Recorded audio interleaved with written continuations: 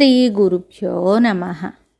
శ్రీ శంకర భగవత్పాద విరచిత శివానందలహరి 13వ శ్లోకము.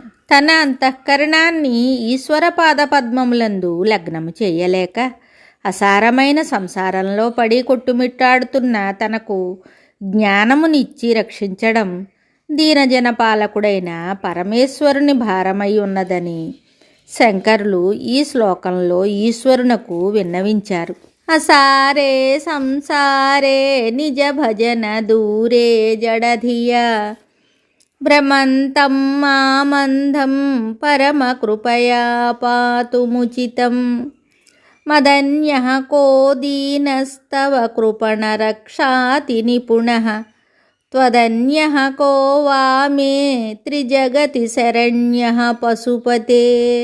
ఈ శ్లోకమునకు భావము: ఓ పశుపతి ఈశ్వర, నీ భజనకు దూరమైనదియు సారహీనమైనదియు అయిన సంసారమందు పరిభ్రమిస్తూ గుడ్డివాడనై ఉన్న నన్ను అత్యంత దయతో రక్షించడం నీకు తగిన పని. ఎందుకంటే నీకు నాకంటే రక్షింపదగిన దీనుడు ఇంకెవడున్నాడు? మరి నాకో నీకంటే దీనులను రక్షించుటయందు మిక్కిలి నేర్పుగల రక్షకుడు ఇంకెవడున్నాడు? నేను అత్యంత దీనుడిని, నీవు దీనరక్షణలో అత్యంత నిపుణుడివి. అందుచేత నన్ను నీవు తప్పక రక్షించాలి. శివానుగ్రహం లేకపోతే మన అంతఃకరణాన్ని అనగా మనస్సును పరమేశ్వర పాదధ్యానంపై మనం నిలబెట్టలేం. అందుకే శంకరులు దీనుడైన తనను రక్షించమని శరణమును కోరదగిన పరమేశ్వరుని ఈ శ్లోకంలో ప్రార్థిస్తున్నారు. శంకరులు పరమేశ్వరునికి ఇలా విన్నవించుకుంటున్నారు: ఓ పశుపతి పరమేశ్వర, నాకు తెలుసు, అయినా గోతిలో పడిపోతున్నాను. సంసారంలో ఏ సారము లేదని, సంసారం నీ భజనకు బహుదూరంలో ఉందని తెలిసి కూడా జడబుద్ధి కలవాడనై దిక్కు తెలియకుండా తిరుగుతున్నాను. పైగా దారి తెలుసుకుందామంటే అజ్ఞానం అనే కంటి రోగం వల్ల గ్రుడ్డితనం ఆవరించింది. ఈ స్థితిలో ఉన్న నన్ను అత్యంత దయతో రక్షించడం నీకు యుక్తమైన పని. ఎందుకంటే నీవు దీనరక్షకుడివి.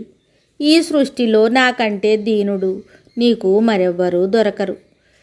ఈ 3 లోకాలు వెదికిన దీనులను రక్షించడంలో నేర్పుగలవాడు, శరణు కోరదగినవాడు నీకంటే మరొకడు నాకు దొరకడు.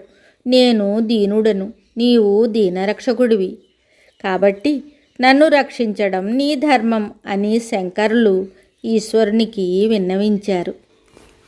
గృహస్థాశ్రమ ధర్మాన్ని సరిగా అర్థం చేసుకోలేక సంసారాన్ని తమ సాధనకు ఆధ్యాత్మిక చింతనకు అడ్డుపడేదిగా అపార్థం చేసుకొని సంసారాన్ని నిందిస్తూ కొందరు జీవితం గడుపుతూ ఉంటారు.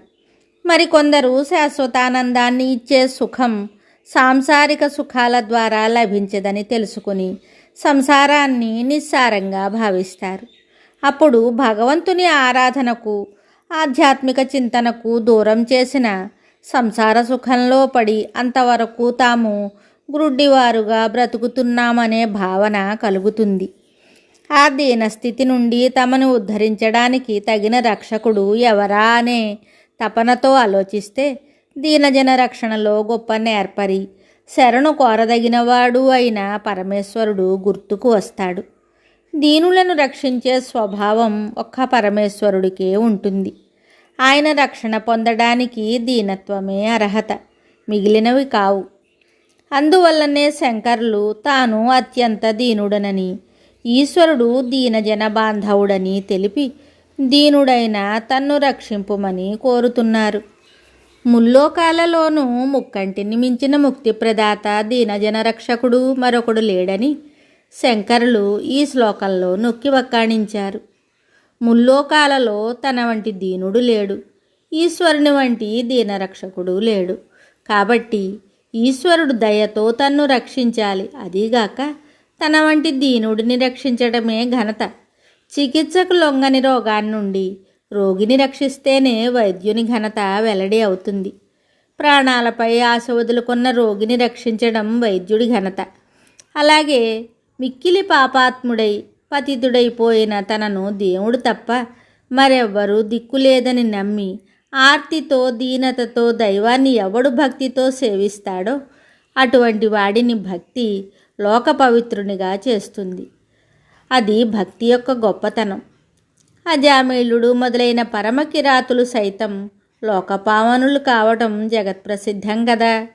ఆ విషయాన్నే భగవద్గీత ఇలా చెప్పిందని శుద్ధ చైతన్య స్వామివారు గుర్తు చేశారు. అపి చేత్సు దురాచారో భజతే మామనన్యభాక్ సాధురేవ సమంతవ్య సమ్యక్ వ్యవసితో హి సహ. గొప్ప దురాచారుడైన నన్ను భజిస్తే అతన్ని సత్పురుషునిగానే పరిగణించాలి. ఎందుకంటే అతడు నిశ్చయ బుద్ధి కలవాడు, అనగా పరమాత్మ సేవతో సమానమైనది మరి ఒకటి లేదని నిశ్చయించుకున్నవాడు. మరి ఒక శ్లోకంతో మళ్ళీ కలుద్దాం. శుభం.